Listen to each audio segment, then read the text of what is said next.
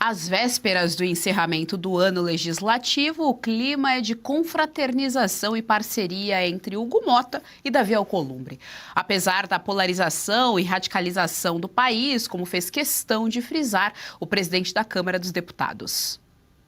Que um dos pontos positivos que tivemos ao longo desse ano 2025 foi a relação entre a Câmara dos Deputados e o Senado Federal totalmente restabelecida e fortalecida. Eu não tenho a menor dúvida que mesmo com toda a radicalização, com toda a polarização que o nosso país está vivendo, ambas as casas, o Congresso Nacional conseguiu entregar matérias e votações importantes ao povo brasileiro, tendo aqui a responsabilidade de ter pautas que dialogam diretamente com a nossa sociedade.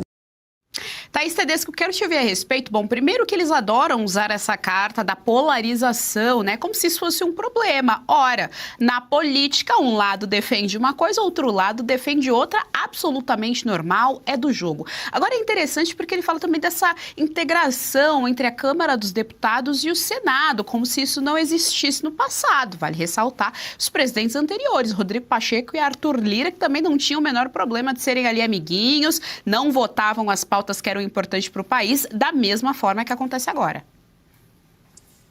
A gente precisa entender o contexto, né? Qual é o motivo da existência de termos uma Câmara de Deputados e um Senado Federal, exatamente para que haja um pluralismo político e que os seus representantes consigam, numa segunda análise, por exemplo, primeiro a gente analisa ali na Câmara e depois as matérias sobem para o Senado com um segundo crivo, um segundo olhar sobre aqueles pontos políticos. Então, dizer, né, que isso seria um problema, o diálogo entre esse jogo casado entre Câmara e Senado, falar isso como se fosse um ponto negativo ou um ponto positivo, vamos dizer assim, seria até um contrassenso.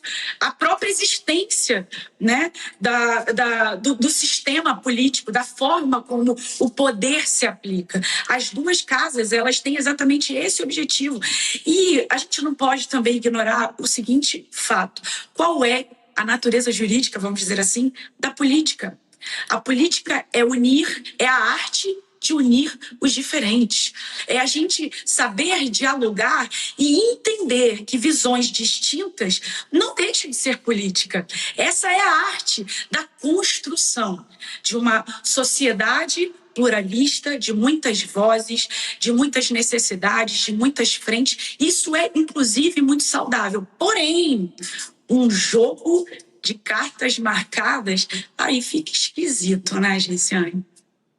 Serrão, quero te ouvir a respeito, então, Hugo Motta, Davi Alcolumbre, juntinhos, together, confraternizando ali a harmonia entre Câmara dos Deputados e o Senado Federal, de acordo com Hugo Motta, apesar da polarização política. Mais do que juntinhos, eles têm, na verdade, uma parceria com o Supremo Tribunal Federal, né? Vamos deixar isso bem claro, porque não dá para ser diferente. Até agora, o que esses presidentes da Câmara e do Senado têm feito é só passar pano.